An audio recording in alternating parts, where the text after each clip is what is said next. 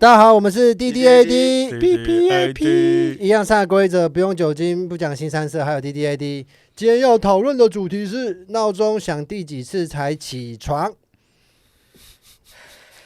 就我都不行我都会设超，就是我有时候很随机，而且我都会设不固定的时间，比如说5分、7分，然后6分又一个，然后又8分一个。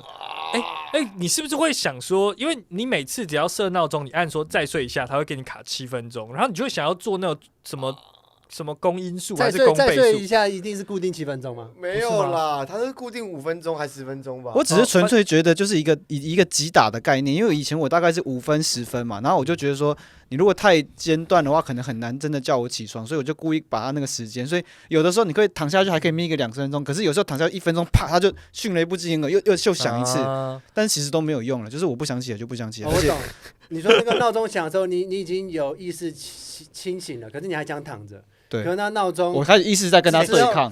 你定3分钟、5分钟什么什么之类，可是你对那个时间是不知道。没有，就是一个妈妈如果来叫你，然后你就会有一个怒气说妈给我出去，然后我就跟那个闹钟开始在对抗。刚刚他是有起床气，他的这个故事是金牌拳手闹钟版，就是他训练那个闹钟打败他自己。对，有时候我就会觉得，到时候我会走心，我就说，干我们现在在比谁的毅力比较多，到底是你那个会先没电，还是我会先就是放弃说好起来，我去把它按掉。可是你不可能，你有赢过他吗？你有让他没电过吗？我觉得不可能。他说他每次赢过他，他最后他都不理他继续睡啊。其实应该是我输了，最后我输了。对啊，我说他现在手机电量太多了，你知道吗？如果是以前那个 Nokia， 可能也许我就会战胜他。还有 Nokia 更有电啊，哦对不对？Nokia 更多。假设你只是设闹钟不接电话，它可以用个7、8。假设说现在的那个容电量是100%，但他们全部都是把它放在100%放在闹钟上，可是这里还有放在网络、放在 WiFi、放在什么？对啊，他专心练左勾拳而已。对不起，我一个 Nokia 那个时期手机有闹钟吗？有啦，手机很早就有闹钟了，还连贪食蛇都有，怎么可能没有闹钟？真的吗？对啊，有啊。噔噔噔噔噔噔噔噔噔，就是有人打电话给你吧？没有，这个他都可以设，他可以设闹钟。我记得，而且他是闹钟间那个按摩棒的功用。我记得小时候那个不是说好不能讲新三色的吗？我那时候还有那个手机，那时候有明星代言，然后那个闹钟铃声跟手机铃声还可以设定，你要自己 key 那哆来咪发嗦拉西哆，然后他会给你一个小本子，然后你可以把那个照着小本子，然后 key 成一首你喜欢的歌。我想会有那时候比较主流前20大的音乐，有个超级屌的，超酷的。周杰伦他有一首歌叫蓝色什么沙小的，然后他有联名一只手机，然后里面还有龙拳怎么打，你要打那首歌，然后讲说为什么不内建就把这首歌配好，然后你还要自己看那个小本本 key。可是这个就是销售手段啊。可是你知道为什么会这样子吗？因为周杰伦他超屌，周杰伦他会把各种不同的声响拿来做他的音乐。他那个3.2班不是拿乒乓球吗？然后我刚刚说那个蓝色什么那首歌，他的前奏全部都是按键声，他按键声做了一个 intro， 这样超帅。我有一次。我是跟我手机生气，你们会不会这样？跟手机生气，就是因为我设了太多闹钟，然后我已经起来，我已经刷牙，我可能去厕所大便，可是我手机是放在外面外面充电，所以它就还是一直响，它每时3分钟、5分钟就一直，然后我明明就起来了，然后我就觉得它很笨。我叫你起床，然后我已经起床了，那你在那边一直叫屁干嘛？这个会，那就把它关掉。他很笨，那你为什么不把闹钟关掉？因为我设了很多个，所以我只有起来很多个。这个很生气，我要讲这个。对，先让人家讲。我就是要讲这个。我太太每一次闹钟都会这样，她会设可能7到10个闹钟，但她第2个就起来了，然后她后面每一个都不按掉。对，我也会这样。然后他就跑去梳洗，然后就变成我躺在旁边，然后每一个闹钟响，我起来按掉一次，然后大概按到第3个我就生气。那你为什么不把它全部闹钟取消掉就好？对，所以我就是等到按照累积，因为我不知道。没有，我觉得不能怪他，我觉得这是要怪智慧型手机还不够智慧的问题。我根本不知道他会设这么多啊。那小芳手机密码几号？我根本不知道他会设这么多。感觉很像你谐音梗职业已经结束了，感觉很像你另一半是阿顺，然后叫阿顺去梳洗，然后就说：“我真的不知道为什么会设那么多，超气耶！”就是他，这个很气。然后可是我不懂那种人的心理耶。对，我的点是，为什么你们自己的闹钟起床，你不把它全部按掉？对啊，这很简单啊。因为我懒得按啊。不是，可你懒得按，你就是要制造之后的。你们是不懂闹钟的结构，就是它响的时候，你只能划掉现在这个。对啊，那你就点到 app 里面把它。对啊，你已经就懒得按啊。不是你已经醒了，不是吗？它是智慧型手机耶。他要有智慧啊，他应该要知道说，我刷掉这个之后，我代表说我已经醒，你后面就不用再叫啦。他要自我怀疑啊，他会想说，那你是这么多，你已经把我按掉，为什么我还在叫你？他要搞清他的目的啊，搞不好有其他事情啊，因为他不够智慧啊，不够智慧啊。对，如果说今天我说我叫你把我叫醒，我说全乐你把我叫醒，然后所以你不能怪你太太。如果你今天因为这件事情跟你太太离婚的话，你要去怪苹果，是苹果害你们两个离婚的。可是他也不能太有智慧啊！他如果真的很有智慧，然后发现他唯一的功能就是当闹钟，他应该会很痛苦吧？不会，因为每天滑大概有20个小时的手机，他知道它的功能不是只有闹钟而已。我知道。对，只是阿顺刚刚提到说，他定闹钟会有那个不规则时间的时候，你们两个好像忘记是谁露出反感的表情，是因为你喜欢偶数或者是没有我喜欢整数，对，很多人会喜欢偶数，因为我觉得那机灵数会让人很不舒服。你的整数是什么？50、15没有开0啊喝。太久没上酒店，还蛮久的。竟然跟男生玩起这种游戏，不然我拖了，不要再拖了啦！你现在拖到很廉价，你现在拖到就是那个，你在拖到那个酒店那个来消费认识你的人都不想看了，真的都不想看小姐是不是？对，都不想看，是因为你们是老点啊。哦，我想要提到这个，是因为我发现一件事情，不只可以起床可以用，就是你闹钟。突然可以，你称赞他吧，不然他会越拖越多，6块钱会越拖越多。我真的有点热，好了，很漂亮了。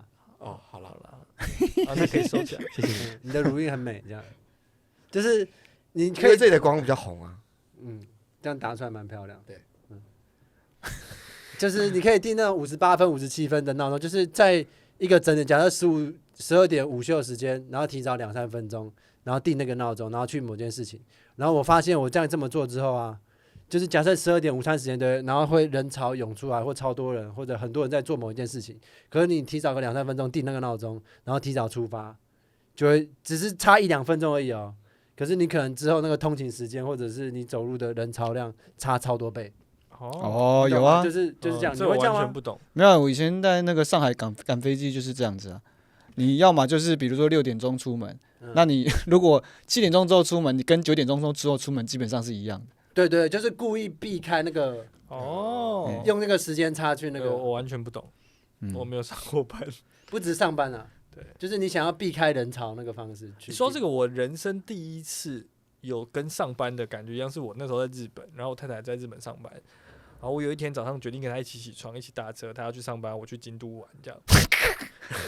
然后那个满员电车真的很恶心就是它不是台湾那种很挤，什么你说什么走道有人他们不是还会有人帮忙推你吗？贴在一起的，然后后面的人的呼吸会吹到你脖子上的那种，就是而且不是满云贴车，满员电车就是全满的，对，然后外面真的会有那个站务人员去推人。可是你说他的呼吸在那你背后，对，那他旁边有人吗？有啊，全部人都挤满，哪有那么病态的？可他转头后面全空，但还是贴在你脖子上，所以你那个时候是跟你太太一起搭电车，对。那你那个时候有性骚扰你太太吗？没有。1、2、3木头人就是这样，这是你的不对吧？对啊。如果你跟你不让你讲，如果你们跟你另外一半，然后去搭到这种满员电车，你不会很好奇，就是稍微扣他一下，会，对不对？然后你摸他之后，然后你要说没有，我没有摸，没有，在那个当下太不舒服，没有想象中，你们想象还可以说我有一点情趣做什么，不行。你们知道有个作家叫刘轩吗？他写过一本书，他就写说，就是他觉得人生一定要做的其中一个事情，就是跟他的太太或是情人在酒吧假装不认识，那互相搭讪，这样就让我想到，就是阿顺刚刚说在电车里面当痴汉摸自己的老婆。可是这我好像玩过就假装不认识，然后重新认识彼此。那你有在电车上面？那如果是这样子呢？就是我已经先跟我老婆讲好了，然后她也知道这件事情，然后我们到电车上，然后其实我一直在摸别人。然后就在被抓到，就说我真的不知道，我跟我老婆没有。然后重点是，他会说，刚刚一直有人在摸我，就是你摸了别人，他也是被别人摸，那就叫换妻电车啊，这个就叫换妻电车。这是一个恶的循环。我刚刚这样讲，就是善的循环，善的循环，这是善的循环，这是善的循环。那如果假设摸的循环，依照你刚刚来讲，就是你在搭捷运的时候，后面有人一直吹气，然后你转头之后就都没有人，空无一人，然后远远的有一个人在偷笑。就是他想要就玩，就是像1、2、3木头人一样，这样一直偷吹你，你会觉得很可怕吗？还是你觉得蛮好笑？我觉得看他长怎样吧。对啊，很好看的。性骚扰永远都是长相的问题啊，不行啊，不行啊。就这答案这么简单，为什么你还要重复问？不会，我觉得长得好看的人，如果手机闹钟他不按掉，我也觉得 OK。我觉得是你们这样想，假设我自己经历的话。好看跟丑我都会觉得很可怕，然后好看的话我会觉得更可怕，因为它的邪恶度更高。因为丑的话就是我就是个疯子，我就会这样做。没有，你错，你太容易害怕了吧？我觉得你要多一点勇气。好，你们检讨被害人。我要再多一点勇气。你说，这是那个什么世界公平理论啊？什么叫世界公平理论？就是说我们会相信这个世界都是善的，是公平的，所以如果有人做了一个什么事情，然后受到伤害，我们就觉得是那个人的问题。就检讨被害者不行啊！你竟然突然站我这边，我吓死了。突然我跳回来又跳回去，不是因为我觉得我之前 PUA 的手段都太单一了，我想要变化一下。你现在是不是开始觉得这里面只有我可以依靠？因为他们两个攻击你。没有，我哪有攻击？没有啊，我们只是没有攻击全乐啊，没有人攻击全乐啊。那个你说世界公平理论是哪一个？是一种，就是说，如果说假设最简单，我已经知道原理。我说怎么来的，或者是。就是因为人心如果觉得说这个世界上没有一个公平东西可以去依据的话，他们会很不安。就比如说我们下意识就会觉得你做善事就会有善报。可是我觉得我们这一代有越来越变化更大，好像比较。可是它是一个常态性啊，它是一个常态性。而且你说有这种反过来的思考，那个可能任何时代都有。可是常态性，大家如果觉得没有这东西可以依据的话，他们会觉得很不安。对，就是因为那我要相信什么，我才可以就是去比较好的地方。那我都已经这么遵守这个规则了，那为什么这个世界还是这么不公平？如果我不去相信这件事情，我还可以相信什么？对，但是这世界可能本来就是不公平的这样。因为就变成哲学大清啊，就后来大家发现没有彼岸，就是说，不会信什么就到哪里，然后会不会导致一点？你闹钟都定几个？我觉得你现在已经那个转接手法越来越粗糙，就是你已经不想要润过来，你就直接硬切。我跟你讲，我会把因为我以为你会说这样很棒，因为偶尔突然突不及防那个。可是我刚好发现那个节奏，刚刚要叫做有点冒险，我一定要再快一点。对你慢了，你大概慢了半拍。反正我把好认真前女友的那个唱歌的声音定成我有听到你有听过是不是？你知道这样好变态哦！你知道那天我们不是一起，然后去那个阿顺家，反你不在，OK，任杰不在，然后我们就去吃完宵夜很开心，然后去阿顺家，然后睡觉。也没有睡觉，说要干嘛？要吃东西，可能在讲说你们去阿顺家吃饭睡觉，听起来超怪的。然后再互动，还把我老婆从那个沙发上赶到房间去，然后他们两个睡沙发。对，然后我们原本，我现在先讲，我一到你家，我就直接跟他说嗨，小千，我还跟他鞠躬，我说不好意思这么晚打扰，我超有礼貌的，好不好？然后原本可能要互动啊，看个影片或者什么之类的，结果他到好像也是他说要干嘛。他在看什么？不然我们来看什么影片？那6块钱啊！对，然后6块钱，对，然后不到10分钟他就开始打呼，6块钱超烦。然后你知道他打呼怎样？他打呼打到凌晨4、5点吧。他打到凌晨4、5点之后，我就想说我已经起来了。但我觉得这不能怪他，因为我们家的沙发真的很好睡。没有，他在哪里都会这样睡，真的好睡啊。但是我那沙发真的很好睡，那个沙发舒服。可是真的痛苦是我完全没有睡，我几乎完全快没有睡。然后我终于好不容易睡着，我起来之后，我大概凌晨5点嘛，然后我想说好啦，我来看个剧本，然后就看一下，然后结果那个剧本我原本只想看我那一段，可是就真的也蛮有趣，我就看完整个剧本，然后觉得很有趣的剧本，然后不禁就有点谢谢他，就这样一直打呼，而且我还在挑战说，你们会不会把打呼的人摇醒，说你很吵？然后不要一直打呼，然后我一直压抑我自己，我完全没有叫醒他。这一段不是要讲他前女友他把闹钟设对，然后那个故事呢？对，我要带到，然后最后他闹钟响，他等一下真的，真的我要带到，我一开始有，可是我走太远，然后讲我又好，然后后来他闹钟响是他女朋友。对，类似也是打呼的声音，然后我就真的超不爽。没有，也是那种声音啊。然后我就觉得说，哇靠，我连他的打呼声要听，我还要听一个陌生人打呼，好痛苦。椅子的声音，吓一跳，吓一跳，可怕，好恐怖哦！只是你为什么还不换掉你前女友闹钟声？还是你觉得那闹钟声蛮？你有多恨你前女友？不是，是因为他很丢脸，所以他每次一想，我就想办法赶快把他。关掉，所以他逼我立刻去做这件事情，因为我有时候可能设在公司或者在哪里要提醒我去做什么事情，然后那个东西它有个前奏，一想说干，而且重点是我不知道我的，因为我总共会有4个闹钟嘛，常态性有4个闹钟，可是我不知道它是哪一个，不是，我说因为他随便会换时间，但是他不知道哪个是。因为比如说他有可能我今天是定那个9点半，然后可是我明天可能定10点半，这也蛮有趣的。但我会乱换，但是除了他之外的另外3个都是正常的闹钟。把那个闹钟完成一个俄罗斯轮盘的概念，很酷哎，蛮酷。对，你们没有常设闹钟吗？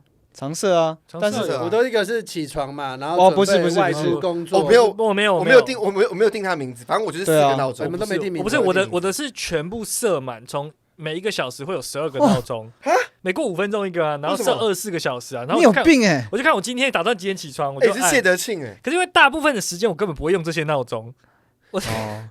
但你还是把那个东西排列好好的。对啊。可是我记得它有最满的上限。没有 iPhone 的可以无限多。我是正常，比如说8点15那有一个，但是那个一定会叫不起我，所以我会随机再多大概2、3个。可是大家有发现我们的主题是闹钟响几次的时候你会起来？我是3次，而且我抓得很准。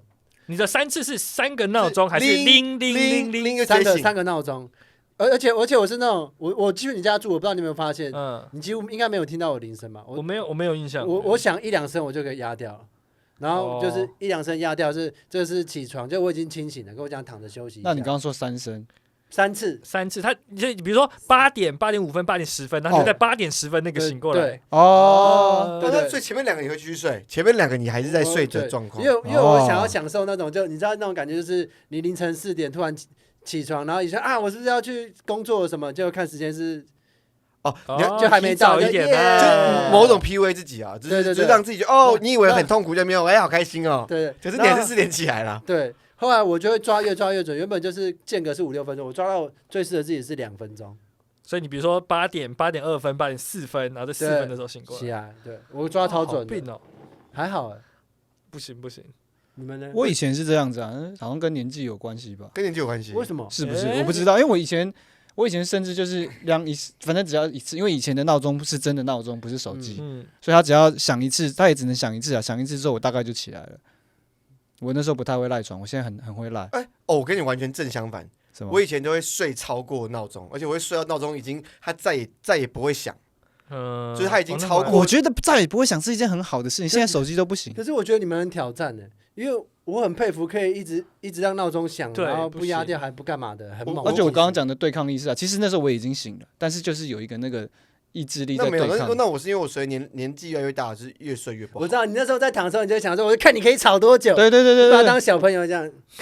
那我现在就是慢慢的就是睡超不好，然后所以有时候还会比闹钟响之前我就会醒，所以说闹钟响几声我会按，我应该是响之前我就按掉。那完全没响，我最近喝醉也都会这样，然后我会很懊恼，就是比如说8点15的闹钟，然后我8点10分就起来，我看到我就会耶，超气的。我最气的是比他早醒1分钟。对啊，那莫名其妙。因为我好几次就是比如说我要定9点，然后我会8点58分、8点59分醒来，那我就觉得干。为什么我不能多睡那2分钟？你知道吗？然后我比他还早醒。而且因为你已经起来，你想要再回头睡不了。不会，我会觉得很爽因为我跟你们理论不一样。我的理论是，假设我在那个闹钟提前2分钟起来的话，我就觉得说，我又可以再多睡那2分钟，就会变成说不可能多睡啊，2分钟不可能睡啊。变成像是我醒来的时候，我自己叫醒我自己是第1个闹钟，所以它是第2个闹钟那种感觉。然后2分是第3个闹钟。对。我会觉得说，我又可以再多睡。不会，我觉得我蛮因为我想享受醒来，然后还可以躺一下下那感觉。所以如果比闹钟提早2、3分钟起来的话，我会觉得赚到了。可是你们的时间都这么确定吗？就是这个时间起来有必要吗？因为我很容易，像我自己的生活形态就会变成说，我每次告诉自己说，我在这个时候起，的99.9%的人类。对，按时起床都是有必要的，可能有一些特殊的人比较没必要。我有时候就想说，对，有必要我就在这个时间点起床，然后真的有，然后它凉了之后，我就觉得那我很想继续再睡，然后我最后就决定改变我的计划，就是那不然就再晚1个小时再做这件事情好了，然后睡回去。这次要讨论这个主题的时候，任杰在录音前就说，我发现我好像是一个不太需要用闹钟就可以就完全没有任何急事。对啊，完全没有事情需要用闹钟啊，为什么？突然觉得好像有点悲伤。这样其实有点悲伤。对啊，可是可以换句话说，就时间这个东西对你来说是没有这个概念的。你人生就只有你的生理时钟而已。对，你人生是不是好像也没什么不需要时间概念就可以很惬意的活着？其实是对啊，其实是啊，我忘了为什么要时间观念。他只有一件事情做到腻了，跟肚子饿了，大概就是这些东西。对，所以他的生理时钟这是个很富裕的思维，就是我完全不知道。就是我滑手机一直滑到我想尿尿了。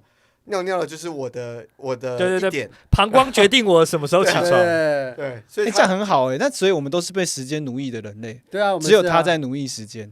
对啊，时间为他服务。可是他讨论必不必要，让我想一件事，就是我们也可以把它变不必要，我们也可以就开始就有一天就觉得好，我不要理闹钟了，好，为什么不要？然后这一切都不必要，然后就躲进山林里面，然后住个20-30年，也有这种人啊，美国超多。可是你这个的话就是。它转换了空间，可是如果你可以活在这个社会上，然后还是不管时间吗？就比如说你可能剧组跟你说你3点要拍戏，那你就8点再来。然后别人说你迟到那么久，然后你就说我的世界是没有时间观念的，然后去公司开会，然后就服从。我们今天约6点，所以我在我第6次尿尿的时候过来。我觉得不错啊，我觉得大家确实是时间是工业时代之后才发明的东西，你们知道吗？对，在这之前是没有时间的，不能有时间啦，但是不会去计算分钟，然后小时这些东西都是为了工业的。在工业时代才有工作的，对，不是那是因为在工业时代之后，他们去计算时间的精准度更高，因为以前只能用子丑寅卯去算。不是精准度的问题，是有没有需求的问题。就是人类在工业时代之前是没有说时钟啊，不是说时间。时间对于时钟啦，对啊，时间对于任何民族来讲，比如说尤其是农业社会来讲，他们超级重要的。没有，他们重要的是节气，重要的是那个那它也是时间的一部分啊。不是，我指的是分钟、秒钟、小时这种时间的计量单位。这个东西是工业时代后精确度。对，为了工厂的作息，然后发明的东西。那我想问一下，你有改变过，或者是已经成功，或者是你有企图改变你太太不要这样做吗？就是定那么多闹钟，然后跑出去你有吗？有啊，每次都要讲，但每次都没有用啊。我觉得这人类劣根性，就是你定很多闹钟吗？人类劣根性就是很爱定闹钟，就是有一种我一定要打扰到别人我才甘愿的感觉啊，这人类劣根性啊，真的吗？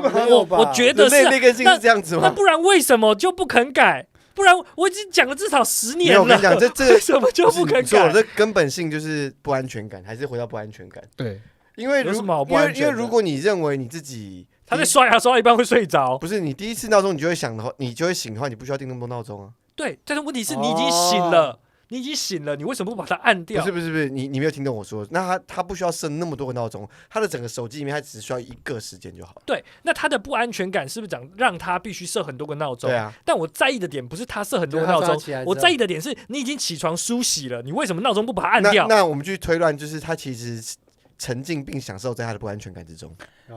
其实也不是只有那个呢，不是只有睡觉起来这件事情，我会对闹钟这样子。我发现。我那个报名卡米蒂嘛，每次报名 Open Mic 礼拜一的，我时间是设在那个11:58，然后我发现，我最早是设11:55，反正我发现不行，因为55你会忘记，对，我会忘记，对，光设3分钟，要测，我都最后测59分。对，我最近又在想说要再往前提，因为我发现58分，我最近又忘记了2次。我之前超长就定11:56、57、58、55，反正都有，就。我觉得58已经很近了，然后你还会忘记说我要报名。对，我就想说再放一下，然后一过来就大概就12.5分。可是是不是其实你用12点整会最好，因为它会有延迟啊。可是那个时候要抢啊，那时候就要抢。你不知道现在那个喜剧报名有很多不是，但是他真正发出来的时间，他可能发出来的时候是12点。没有很准，因为我都59分开始在那边一直重新跟进。你等他把它按掉，然后再打开那个去报名的时候已经来不及了。那这样越讲越觉得我们就是被时间奴役耶，超可怜的。对啊。但是你如果不被时间奴役的话，你就像我一样完全报名不到啊！我每次都3点起床，然后看台已经报名20几个，我说为什么我想要报 Open Mic 啊？我想要报 Open Mic， 那你干嘛不定闹钟？就不想被时间奴役啊！那你应该找个人帮你写个机器人去报名就好。对啊，所以你只要放弃，也不是说放弃，你只要不那么追求一定要达到某件事情，你就可以放弃自己。被时间奴役，这是我们的解答。可是他还是想要报我们，他没报到啊，他还是有他想做的事情。可是他没有那么想到，他需要去解决他这个劣根性啊。他需要解决。没有啦，我觉得你要进来要这样子，你就要打破规则，走自己另外一条路。比如说你自己开一个喜剧酒吧，或者是那对，就是跟喜剧酒吧的老板有其他的关系的契约、性关系或什么之类的。不是啊，这不就是我们当时投资 Comedy Plus 的理由吗？但你股太小了，告白，你没有话语权啊。那你你改变了，你从半夜醒到中午12点。是没，然后可是这差不多是我的作息啊。到底要给 Comedy 多少钱，可以多到你可以成为负责发说今天要开始报名的那个人？因为现在都是班尼在发嘛。如果让我负责的话，Comedy 会很疯哦。大家没有人知道几点开始报名，醒来之后才会开始发那个报名的讯息，这样比较好，这样其实我觉得比较好。所以那我突然想到这个，因为你知道我们报名是要，你看我们闹钟奴役，闹钟奴役。好，让他想3次啊。好，因为我突然想到一个这个事情很重要，所以你知道现在报名，我有觉得最近来讲 Open Mic 大概是同一个类型。那是因为来自于我们报名的时候就必须要有一个很积极的报名的心态，所以最近来讲的都是一些很积极的表演者。所以我们一开始就塞了他们，所以就是把一些废物淘汰掉了。他已经就是，可是对我来讲，我看表演就会觉得，好像少了一点什么，少了一些废物啊，对，少了一些废物，少了一些废物，少那些抢不到说，然后来现场说不好意思，我可不可以报名？现在都是很积极抢到，那30秒，那我们要设计一个怎么样的机制，可以收到这些废物？对，我们就是额外再开3个名额，然后就是那个，就是我记得请张硕修，因为好像就是他12点可以报名嘛，然后他说1点之前的人可以进到候补嘛，对不对？所以我觉得他应该要有一个就是自然醒，然后的3个名额可以直接入正选。对啊，就是一开始，比如说12点报名一次，2点报名一次之类的啊。你12点那一次最多只会收到7个人，然后剩下3个人会开放给废物，候补的随便抓几个这样。笑死，我觉得不错我们应该可以提，我们的权利应该还有办法去提这个东西。我觉得超扯，是我刚刚手机拿开，然后那个闹钟就0.00呢，我已经很久没有这样了。天使数字，什么叫0.00？就是刚好闹钟刚好就要响了，就拿起来，刚好就是我们录音时间到。难怪你刚刚停了一下，愣住一下，我吓到。愿时间常随大家左右。其实我要讲的事情是，我以为我本来要做 ending， 不知道大家有没有觉得那个闹钟会让人家觉得很焦虑？因为我就是有一个很常听节目的人，听 DDAD 的人就说，就是 DDAD 好听归好听，可是每次只要那个闹钟一响，他就会觉得很焦虑。要结束了，就是不管是不是要结束，他当然知道那个意思是我们设了一个时间，就是我们讲到那个时间就要结束，可是他会觉得说那个东西一响，他就会有一个东西被打断，那个 vibe 就打断，然后他就会突然醒过来。真的好酷啊！对，因为我遇到有一些朋友，他是说，就是会听到会觉得原来时间过这么快啊！就有些人是，就是听到会觉得说，好像就是固定的模式，就固定会听到这个东西。本来就是要这样子啊！对啊，因为人生就是我那时候一开始还想说，是一直想逼这一集做结尾。愿时间伴随在各位你我左右。谢谢大家，我们是 DDAD。谢谢 DDAD。什么？那什么 MV 吗？我不知道，我随便讲。